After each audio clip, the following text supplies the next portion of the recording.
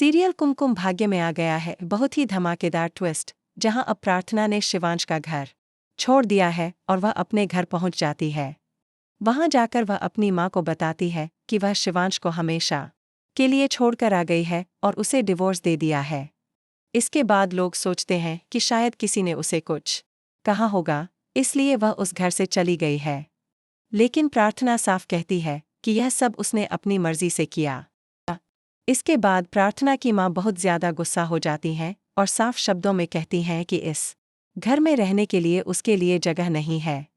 उसकी बहन उसे सपोर्ट भी करती है और पूछती है कि उसने ऐसा क्यों किया, लेकिन मां उससे बहुत नाराज होती हैं।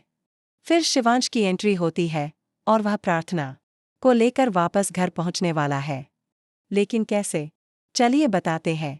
अगर अभी तक आपने हमारे चैनल को सब्सक्राइब नहीं किया है तो जल्दी कर लीजिए, क्योंकि आने वाले ट्विस्ट में आप देखेंगे कि असल में क्या होता है। एक तरफ प्रार्थना अपने घर पर होती है और सोनालिका पंडित जी को बुलाती है। पंडित जी बताते हैं कि शिवांश की जान प्रार्थना के भाग्य और उसके कुमकुम भाग्य की वजह से बची है।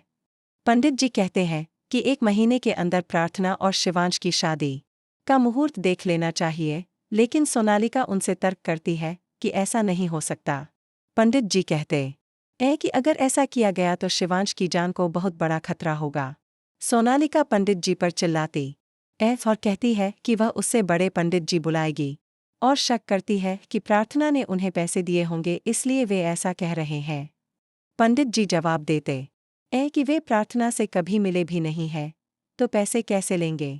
इसके बाद प्रार्थना घर छोड़कर जाने लगती है तो सोनालिका उसका बैग चेक करती है। जब उसे शिवांश की फोटो मिलती है तो वह ड्रामा करती और कहती है कि वह यह फोटो लेकर नहीं जा सकती। प्रार्थना साफ कहती है कि बिना इस फोटो के वह इस घर से नहीं जाएगी, चाहे कुछ भी हो जाए। फिर बुआ माँ सोनालिका से कहती हैं कि फोटो लेने दो, वरना प्रार्थना यहाँ से नहीं जाएगी। इसके बाद प्रार्थना घर जाकर बताती है कि उसने शिवांश को हमेशा के लिए छोड़ दिया है। प्रार्थना की मां बहुत नाराज हो जाती हैं और उसे घर से बाहर निकाल देती हैं। तभी शिवांश आता है और प्रार्थना को इस हालत में देखकर उसे फिर से अपने घर लेकर चला जाता है।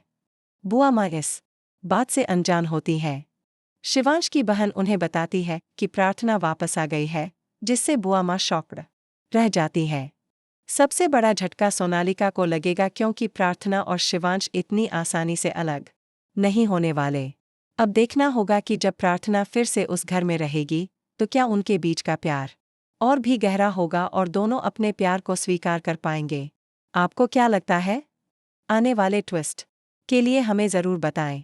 ऐसी खबरों से जुड़े रहने के लिए आप हमारे चैनल को सब्सक्राइब करें।